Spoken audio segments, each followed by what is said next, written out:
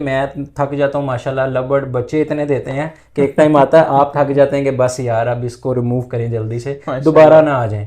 अच्छी डाइट और अच्छा माहौल अगर आपका है तो केज टेढ़ा मेढ़ा भी है ना तो बर्ड ब्रीड कर लेता। किसी भी बिज़नेस को आपने करना है ना तो उसका सीधा सा फार्मूला, आपको पहले 2 साल उसमें लगाना पड़ेगा। तकरीबन कोई 30 to 40 एग्स मेरे डेड इन शेल हुए थे, हम्म। सिर्फ वेंटिलेशन की वजह से। तो वेंटिलेशन बड़ी प्रॉपर होनी चाहिए। पेशेंस नहीं है, सब्र नहीं है। सब्र अगर आपके अंदर होगा तो आप किसी भी फील्ड के अंदर कामयाब हो जाएंगे। सुबह मुझे आधा घंटा लगता है सर्विंग करते हुए, और रात को मैं इनको टाइम देता हूँ। भाई। सिरका जी एंटी बैक्टीरियल है, एंटी फंगल भी है, एंटी इन्फ्लामेटरी भी है। तो एक तो वो वैसे ही माइट्स पैदा नहीं होने लगता। एटलीस्ट 5 पेयर से आप स्टार्ट करें, और जिनमें अगर आपके पास इन्वेस्टमेंट है तो आप 3 पेयर अच्छे लगा लें या 2 पेयर अच्छे लगाएं, बेहतर है। 3 पेयर आप जो हैं वो थोड़े नॉर्मल प्राइस वाले लगाएं ताकि आप उससे सीख लें।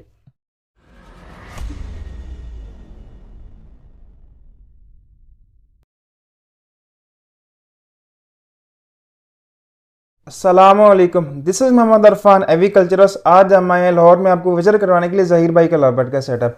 ज़हीर भाई माशाल्लाह से पिछले 4 साल से लव बर्ड को ब्रीड कर रहे हैं और उनके पास माशाल्लाह से 55 पेयर अवेलेबल लव बर्ड के डिफरेंट म्यूटेशन में। आए ज़हीर भाई से बात करते हैं, जानते हैं इनकी जर्नी के बारे में। अस्सलामुअलैकुम। वालेकुम अस्सलाम इरफान भाई, क्या हाल है? ठीक हैं आप? अल्हम्दुलिल्लाह। ज़हीर भाई आप सुनाएं। बहुत शुक्रिया, थैंक यू। ज़हीर भाई सबसे पहले अपना छोटा सा इंट्रोडक्शन करवा दें। जी ज़हीर मलिक नाम है, ZT एवरी के नाम से जो है ना वो फेसबुक पे मेरा जो है वो प्रोफाइल भी है। और लास्ट 4 ईयर से जो है वो मैं लव बर्ड ब्रीड करवा रहा हूँ। स्टार्टिंग जो मैंने ली थी वो ली थी हमारे बड़े ही अच्छे उस्ताद मोहतरम हैं राना जिब्रान साहब। जी। बर्ड्स का शुरू से शौक़ था तो उनसे एक बर्ड बाय किया था एज़ अ घर पे रखने के लिए 2017 और 18 में। तो रा का जो अलेक्जेंड्रीन का बच्चा, बोलने वाले तोतों का सबको शौक़ होता है। तो वहाँ से फिर जो है ना वो मुझे शौक़ डेवलप हुआ। फिर कुछ वीडियोस वगैरह देखते थे कि उसको कैसे फ़ीड करना है। वो देखते देखते लव बर्ड की आई, तो वो फिर मेरा एक दोस्त हैं, वो लोग इसको काफ़ी टाइम से करवा रहे थे। उन्होंने मुझे कहा कि यार आप लव बर्ड भी रखें। तो फिर मैंने स्टार्ट किया और बड़ा अच्छा एक्सपीरियंस रहा माशाल्लाह। स्टार्ट में इन्वेस्टमेंट कितनी कर दी थी आपने? तकरीबन मैंने एज़ अ शौक ही किया था स्टार्ट जब लिया था। और तकरीबन मैंने कोई 65,000 के करीब जो है 3 पेयर्स थे और एक फोस्टर पेयर था। 4 पेयर टोटल जो है ना वो मैंने उस वक्त किए थे। सही। एक पेयर जो था वो था पार ब्लू इंटू ब्लू फिशरी, और 2 पेयर जो थे वो albino split into albino split थे। तो हम्म। मुझे कुछ भी नहीं पता था, बस जो दोस्त ने रिकमेंड किया वो मैंने लगा लिया। हम्म। और एक पेस्टल टू पेस्टल का पेयर था, फोस्टर के तौर पे लिया था, लेकिन वो दोनों ही मेल निकले तो उन्होंने ब्रीड नहीं की। तो अभी आपके पास कौन कौन सी म्यूटेशन है? मेरे पास इस वक्त अल्हम्दुलिल्लाह जो है वो आप ग्रीन फिशर से लेके, जो कि फोस्टर के तौर पे 1-2 पेयर लगाए हुए हैं, रोज़ी कोली में 1-2 पेयर हैं। फिर इसके अलावा फिर अल्बाइनो स्प्लिट, अल्बाइनो रेड आई, क्रीमिनो, पार ब्लू स्प्लिट इनो, पेस्टल इनो। फिर आगे आ जाएं तो अपलाइन, ब्लू अपलाइन, पार ब्लू अपलाइन। फिर आगे फर्दर में स्लेटी आ जाता है। उसके बाद फिर जी पेल है, डाइल्यूट्स हैं और डाइल्यूट अपलाइन की वर्किंग्स हैं। फिर उसके बाद पेल फेलो आ जाता है, पेल फेलो अपलाइन आ जाता है। यहाँ तक जो है वो पेल तक मेरे पास अल्हम्दुलिल्लाह सारी म्यूटेशंस हैं। कुछ एक दो रह गई हैं, इंशाल्लाह नेक्स्ट इंशाल्लाह, ईयर उसको बिल्कुल जो है ना वो इंशाल्लाह। तो कंप्लीट ज़हीर भाई करेंगे। आपको स्टेबल होने में कितनी देर लगी? देखें जी, फ़र्स्ट टाइम ही जब मैंने ब्रीड करवाया था उसे, तो मेरा बहुत अच्छा एक्सपीरियंस रहा। जो मेरा पार ब्लू इंटू फिशरी का पेयर था, उसकी ऑलमोस्ट मेरे पास 13 to 14 चिक्स जो है वो मैंने उसके ब्रीड करवाए। और एज़ अ न्यू फैंसियर मेरे लिए बड़ा चार्मफुल था। एक तो वो जब एक बॉक्स में से डिफरेंट किस्म के बच्चे निकल रहे होते हैं ना, तो वो बड़ा मज़ेदार काम है। और हर पार ब्लू डिफरेंट कलर का जब आता था, हम्म। जब पहला आया मैंने कहा यार ये मैं रखूँगा, ये कलर नहीं है। सेकंड आया, वो करते करते मुझे लग रहा था कि इसमें से कोई भी नहीं मैंने बेचना। तो वो बड़ा मज़ेदार अट्रैक्शन थी मेरे लिए। और फिर जो है वो मेरा तो बड़ा अच्छा एक्सपीरियंस रहा। फिर मैंने इसको मज़ीद जो है ना वो एक तो पार्ट टाइम एज आ बिज़नेस को मैंने माइंड से सोचा इसे। और एक साथ में वाइफ़ की एक जो है ना वो एक्टिविटी हो जाती थी साथ, थोड़ा सा हेल्प आउट कर देती थी। तो बड़ा अच्छा एक्सपीरियंस रहा है मेरा तो अल्हम्दुलिल्लाह। तो ज़हीर भाई, जब आपने स्टार्टअप लिया है तो आपको डर नहीं लगा कि यार पैसा लगा रहा हूँ परिंदों पे, जानदार चीज़ है, मर ना जाए? नहीं फ़ान भाई, मैंने जब स्टार्ट किया था ना, जो 65,000 इन्वेस्ट किया था, मैंने इस तरह से सोच के किया था कि यार हम अपने शौक़ पूरे करते हैं, मोबाइल फ़ोन लेते हैं, मतलब कोई वट एवर, हम टूर करते हैं, हम कहीं घूमने जाते हैं, खाना खाते हैं। तो एज़ अ शौक़ शुरू किया था कि ये एक मैं एज़ अ शौक़ जो है ना इसको कर रहा हूँ। और कोई इस तरह मैंने फ़ील नहीं किया। इनफैक्ट मेरे दोस्तों ने मुझे कुछ कहा था कि यार पार ब्लू उस वक्त एक्सपेंसिव था थोड़ा, कि आप जो है ना वो ना लें, अभी आपका स्टार्ट है तो आप ग्रीन फिशर ले लो, या अल्बाइनो स्प्लिट आपने ले लिया है काफ़ी है। तो मेरा था नहीं यार, पार ब्लू का बड़ा नाम था और सुना हुआ था, और मुझे कुछ बर्ड भी अट्रैक्ट किया। तो मैंने कहा नहीं यार, जब अब शौक़ किया तो फिर ये एक चीज़ पसंद आ रही है तो इसको लेके एंजॉय करते हैं। और ऐसा कोई डर नहीं लगा। ठीक। तो ज़हीर भाई, लव बर्ड्स के साथ या पैरट्स के साथ दूसरे परिंदे रख सकते हैं, जैसे कि पोल्ट्री की हो, मुर्गियाँ वगैरह, कबूतर वगैरह? नहीं जी, रिकमेंडेड नहीं है, और ना मैंने रखे हुए हैं। इनफैक्ट मेरे एक साथ वाले घर में उन्होंने जो है ना वो पिजन्स रखे हुए हैं। तो कुछ एक दो दोस्त वगैरह भी आए तो उन्होंने भी कहा कि यार इसको जो है ना वो आप, थोड़ा हार्मफुल है क्योंकि ज़्यादा वायरस उनमें आते हैं और वो वहाँ से ही आपके शेड में और आपके बर्ड्स में ट्रैवल होते हैं। तो बेहतर यही है कि आप लव बर्ड्स को सेपरेट करें। हाँ, दूसरे पैरट्स आप रख सकते हैं, लेकिन बेहतर यही है कि आप कोई और पैरट्स के अलावा आप कोई और दूसरी चीज़, जैसे आपके पिजन हो गए और हैंस हो गई, उनको तो बिल्कुल नहीं आपको करना चाहिए। हाँ, लव बर्ड्स हैं, बड़े पैरट्स हैं, इसके अलावा डव वगैरह लोगों ने रखी हुई, जावा रखी हुई है, वो एक डिफरेंट सिनेरियो आ जाता है। तो ज़हीर भाई, अगर हम पैरट फार्मिंग को कंपेयर करें एनिमल फार्मिंग में, दोनों में कौन सा बेस्ट रहता है? दोनों बहुत अच्छी हैं जी। मैं तो कहता हूँ लाइफ स्टॉक बहुत अच्छा है, और मुझे वैसे भी परिंदों से, जानवरों से बड़ा प्यार है बचपन से ही। तो दोनों ही अच्छे हैं, लेकिन ये एक ऐसा बिज़नेस है और ऐसी हॉबी है जिसमें आप अपने घर के अंदर रह के, जितना आप जो है वो एक मसाला है ना, जितनी चादर हो उतने पाँव फैलाने चाहिए। तो आप अपने घर के अंदर रह के, और जितनी आपके पास एक्स्ट्रा स्पेस है उसके अंदर इसको बड़े अच्छे तरीके से, वट एवर आपके पास क्या इन्वेस्टमेंट है आप उस हिसाब से इसको मैनेज कर सकते हैं, और बड़ी अच्छी अर्निंग भी कर सकते हैं एज अ बिज़नेस अगर इसको लेते हैं। जबकि दूसरी चीज़ों में ऐसा नहीं है। आपको उसके लिए स्पेस चाहिए, आपको उसके लिए प्रॉपर एक बंदा चाहिए। अब मैं जॉब करता हूँ तो मेरे पास इतना टाइम नहीं होता। मेरी कुछ रिटेल की फील्ड है, तो मैंने सुबह 12 बजे जाना होता है, 11:30-12 में घर से चला जाता हूँ, और रात को मैंने 9:30 या 9 बजे आना होता है। संडे का ऑफ होता है। तो उस रूटीन लाइफ के अंदर इसमें ये प्रॉपर फिट बैठता है। सुबह मुझे आधा घंटा लगता है सर्विंग करते हुए, और रात को मैं इनको टाइम देता हूँ। और बड़ा अच्छा है कि आप थोड़ी सी जगह के ऊपर थोड़े से टाइम दे के आप इंजॉय कर सकते हैं। तो ज़हीर भाई, आपके मुताबिक क्या एग्रीकल्चर की फील्ड पाकिस्तान की तरक्की में रोल प्ले कर सकती है? बिल्कुल कर सकती है, और कर भी रही है जितनी कोशिश हम कर सकते हैं।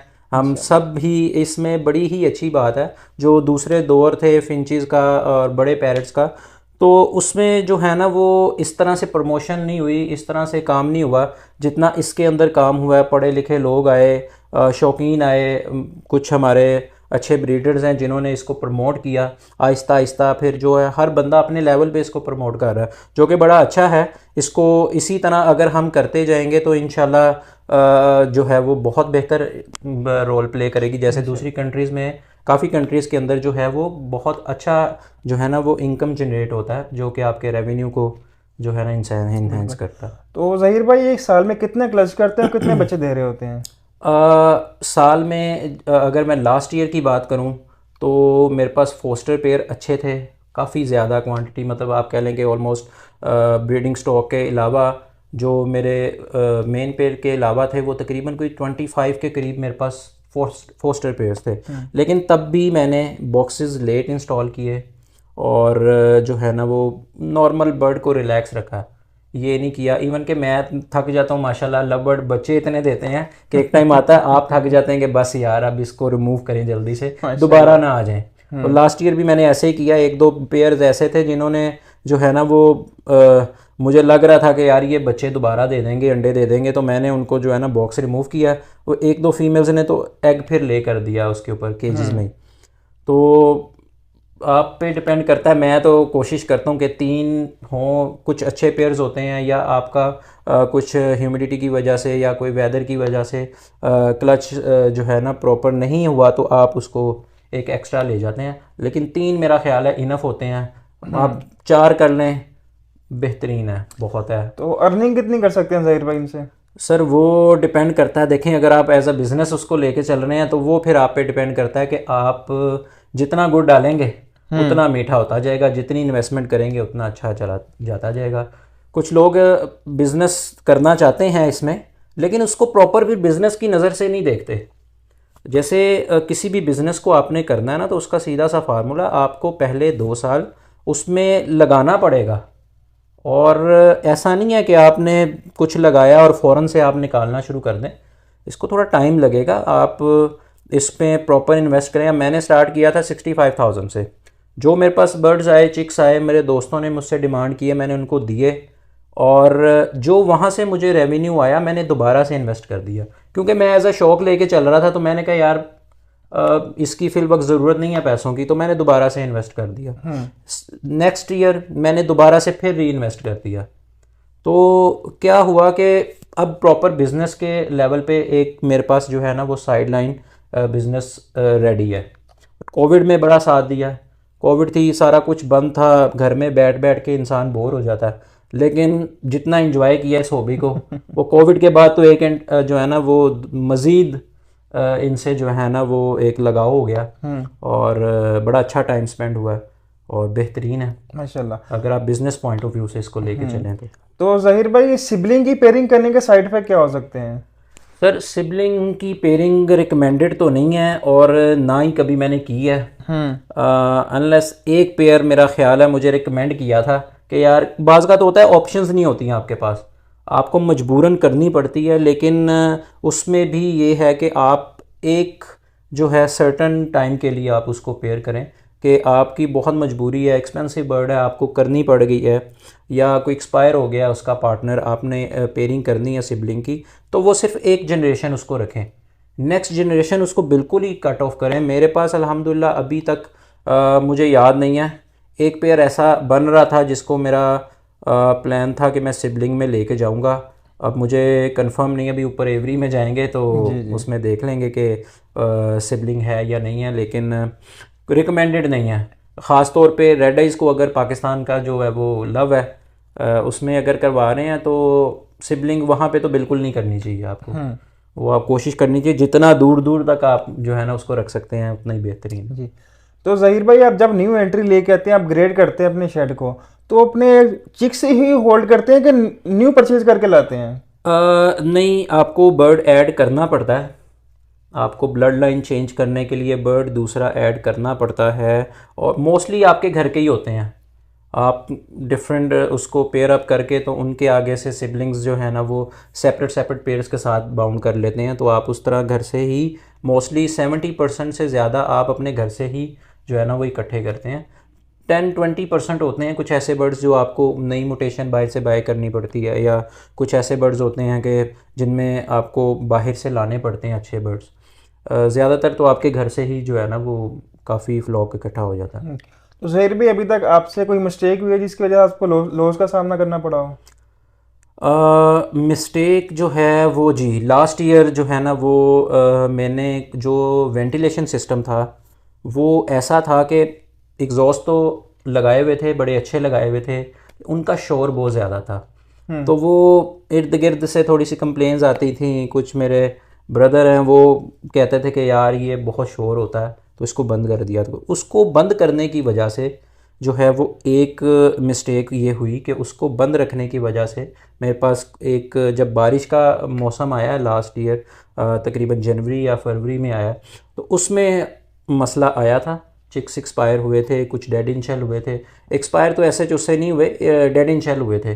तकरीबन कोई 30 to 40 एग्स मेरे डेड इन शेल हुए थे, सिर्फ वेंटिलेशन की वजह से। तो वेंटिलेशन बड़ी प्रॉपर होनी चाहिए, तो आपको जो है ना वो किसी भी किस्म का जो है ना वो सुकून हो जाएगा। कोई भी आपको मतलब टेंशन नहीं है कि आप जो है ना आपका बर्ड एक्सपायर होगा, कोई बीमारी आएगी, आप अंदर बैठ के, अब मेरे गेस्ट दोस्त वगैरह आते हैं तो हम उधर बैठ के जो है ना खाना पीना भी कर लेते हैं। तो बिल्कुल प्लेजेंट जो है ना वो माहौल है, आपको इजी फील होना चाहिए इंशाल्लाह।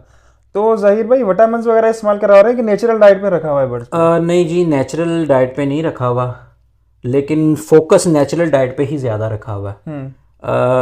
वाइटामिन ब्रीड हम लोग सॉरी यूज़ करवा रहे हैं। मैं भी और हमारी टीम भी ज़्यादातर जो है ना वो एक फार्मूला है CA+D3 यूज़ कर रहे हैं इस साल। एवरी ईयर चेंज करते हैं, इस साल CA+D3 और साइमोस्ट्रेस और इसके अलावा इम्यूनोटोन प्लस यूज़ कर रहे हैं। उसके अलावा सो फूड, कोशिश यही होती है कि ज़्यादातर फोकस आपकी डाइट पे हो, ना कि आपके जो है ना वो वाइटामिन्स पे और सप्लीमेंट्स पे हो, क्योंकि वो एक एक्स्ट्रा चीज़ें हैं सपोर्ट करने के लिए, वो बिल्कुल फोकस आप उन पे नहीं कर सकते। डाइट होगी तो आपको कुछ ना कुछ मिलेगा। तो ब्रीडिंग सीजन से कितनी देर पहले कोर्स स्टार्ट कर देते हैं विटामिन का? इस ईयर तो मौसम भी कुछ बड़ा लेट स्टार्ट हुआ, लोगों ने तो स्टार्ट कर दिया। मेरे पास अगर आप देखेंगे तो अभी तक तो कुछ पेयर्स ने ही लेइंग की है, तो अभी तो लेइंग अभी स्टार्ट हो रही है। कुछ पेयर्स को मैंने कल बॉक्स दिया है, कुछ को अभी भी रहता है। तो मैंने स्टार्ट किया ऑलमोस्ट अक्टूबर के बिल्कुल स्टार्ट में, या अक्टूबर के 10 को मैंने जो है ना वो सप्लीमेंट्स शुरू किए हैं। उससे पहले सो फूड मैंने स्टार्ट किया है। ये फर्स्ट ईयर हुआ मैंने जो है ना वो सो फूड बंद कर दिया था कुछ मसरूफियत की वजह से। तो उसके बाद मैंने जो है ना वो अक्टूबर के अंदर सितंबर के लास्ट पे और अक्टूबर के अंदर जो है ना सो फूड प्रॉपर स्टार्ट किया। और सप्लीमेंट्स जो हैं वो अभी आप कह लें कि 25 to 30 डेज़ मैक्सिमम हुए हैं स्टार्ट किए हुए। तो ज़हीर भाई नया बंदा आ रहा है इस फील्ड में, तो स्टार्टअप कहाँ से ले, कितनी इन्वेस्टमेंट स्टार्टअप ले वो? देखें, अगर तो वो बिज़नेस पॉइंट ऑफ व्यू से आ रहा है फिर भी उसका शौक़ होना ज़रूरी है। और मैं कहता हूँ कि अगर आपको एनिमल से प्यार है ना, चाहे वो किसी भी एनिमल से हो, तो आप कर सकते हैं। आपको बस शौक़ होना चाहिए, प्यार होना चाहिए आपको। सिर्फ अगर आप पैसे के लिए आ रहे हैं तो फिर उस तरह से नहीं हो सकता, क्योंकि ये आप वो है बात कि जानवर के साथ आपको जानवर बनना पड़ेगा। तो आपको एफ़र्ट करनी पड़ेगी, एफ़र्ट करेंगे तो आपको उसका जो है ना वो बेनिफिट मिलेगा। स्टार्ट जो है वो अगर तो आपने पहले नहीं रखे हुए और आपको नहीं पता और आप इतना टाइम भी नहीं दे सकते, तो मेरा ख्याल है कि चंद पेयर से, एटलीस्ट 5 पेयर से आप स्टार्ट करें।